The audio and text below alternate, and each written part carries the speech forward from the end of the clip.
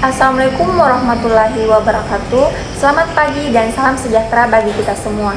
Yang saya hormati Dr. Randa Ratuwati MSI selaku dosen pengampu mata kuliah Bahasa Indonesia dan teman-teman yang berbahagia.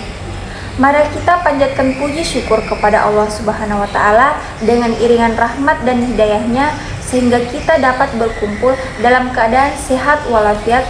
Salawat dan salam tak lupa pula kita hanturkan kepada junjungan kita Nabi besar Muhammad Sallallahu Alaihi Wasallam yang telah membawa kita dari zaman jahiliyah ke zaman yang terang benderang seperti yang kita rasakan pada saat ini.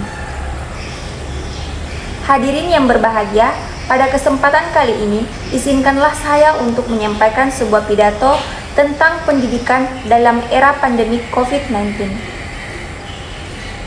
Pendidikan merupakan proses untuk meningkatkan ilmu dan keterampilan. Pendidikan bukan hanya proses mentransfer ilmu dari pendidik kepada peserta didik, melainkan juga untuk meningkatkan sumber daya manusia dan mencetak generasi penerus bangsa yang cerdas dan berkualitas. Pendidikan memegang peranan penting dalam kehidupan berbangsa dan bernegara. Karena dari sinilah cita-cita dan masa depan suatu bangsa akan diteruskan oleh para generasi mudanya. Tujuan pendidikan adalah mencerdaskan kehidupan bangsa dan mengembangkan sumber daya manusia di Indonesia dengan semaksimal mungkin. Kondisi pandemi COVID-19 ini sangat berdampak pada dunia pendidikan di Indonesia. Pandemi ini secara tidak langsung telah mengubah paradigma pendidikan dan mengakibatkan pendidikan kehilangan relevansinya. Sistem pembelajaran yang semula berfokus pada akademik tradisional yang kemudian harus beralih pada pembelajaran online. Seolah seluruh jenjang pendidikan harus bertransformasi untuk mendapatkan dengan melakukan pembelajaran dari rumah melalui media daring atau online.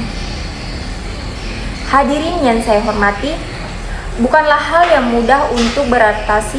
Hampir setiap orang memulainya dengan kendala sehingga akhirnya terbiasa. Begitu pula dengan sistem pendidikan dalam era pandemi yang mengharuskan kita untuk belajar dari rumah dengan sistem pembelajaran secara online. Para pengajar yang semulanya gagap teknologi harus menyesuaikan diri dengan beragam aplikasi pembelajaran online. Selain itu, para orang tua juga dibuat sibuk tidak hanya mengurus urusan rumah tangga, tanggung jawabnya juga bertambah dengan harus membantu memfasilitasi anaknya agar bisa melakukan pembelajaran online. Adaptasi ini harus dilakukan untuk tetap memberikan hak pendidikan selama pandemi ini. Pembelajaran online hanya sebagai konsep perangkat teknis, belum sebagai cara berpikir sebagai paradigma pembelajaran.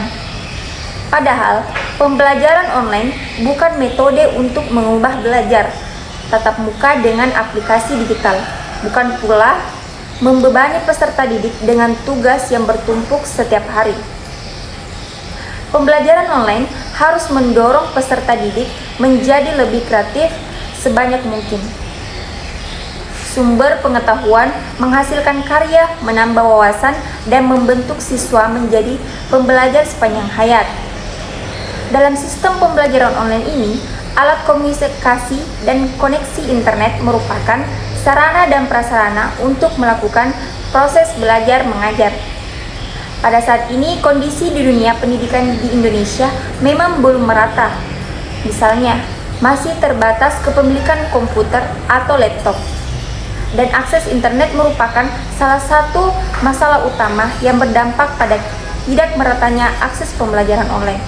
Oleh karena itu, pemerintah pendidikan baik layanan dan sarana atau prasarana tentu harus memerhatikannya. Hadirin sekalian yang saya hormati, sangat diperlukan peningkatan kualitas sumber daya manusia. Keberhasilan pembangunan negara salah satu tolak ukurnya adalah keberhasilan pendidikan melalui pendidikan yang akan melahirkan generasi penerus yang cerdas, intelektual, emosional, terampil dan mandiri untuk mencapai pembangunan bangsa kita.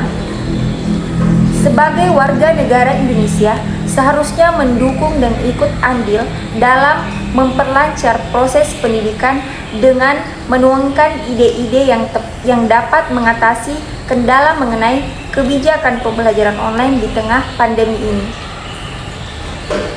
Sistem pendidikan kita harus siap melakukan lompatan untuk melakukan transformasi pembelajaran dari membagi semua siswa atau mahasiswa oleh semua guru atau dosen. Kita memasuki era baru untuk membangun kreativitas, mengasah skill, dan meningkatkan kualitas diri dengan mengubah sistem cara pandang dan pola interaksi kita dengan teknologi. Harapannya, pasca pandemi COVID-19 ini, kita bisa menjadi terbiasa dengan sistem saat ini sebagai budaya pembelajaran dalam pendidikan. Hadirin yang saya hormati, demikianlah yang bisa saya sampaikan. Apabila ada kata-kata yang kurang berkenan atau tutur kata yang salah, saya mohon maaf. Kalau ada sumur di ladang, boleh kita menumpang mandi. Kalau ada sumur yang panjang, boleh kita berjumpa lagi. Sekian dan terima kasih. Assalamualaikum warahmatullahi wabarakatuh. Hidup mahasiswa.